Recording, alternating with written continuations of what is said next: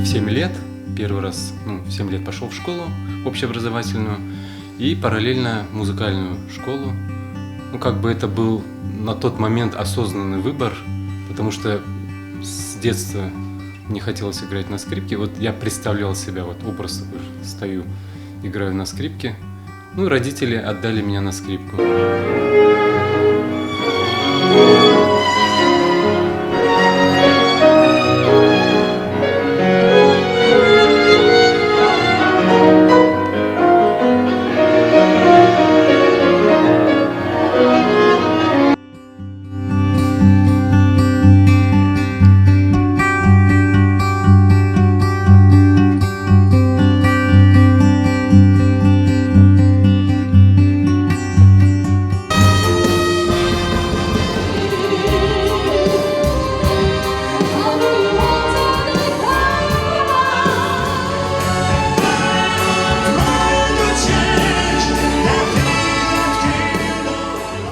Единственное, что останавливало и смущало, то, что в нашем варианте наш оркестр все-таки это театральный оркестр.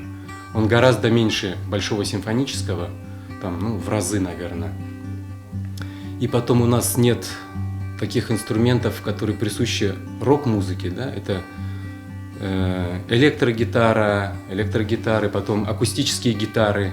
У нас, к сожалению, этого нет. И поэтому это сдерживало.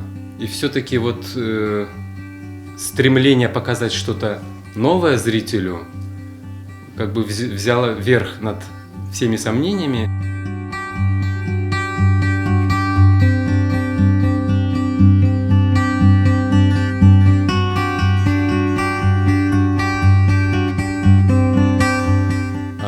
Концерт фольклорной музыки. Именно старинные крымско-татарские песни, мелодии, которые уже очень, очень редко звучат даже на свадьбах. Эти песни, мелодии, конечно, звучали же, естественно, в ансамбле «Крым», «Хайтарма». Именно с симфоническим оркестром они никогда не звучали.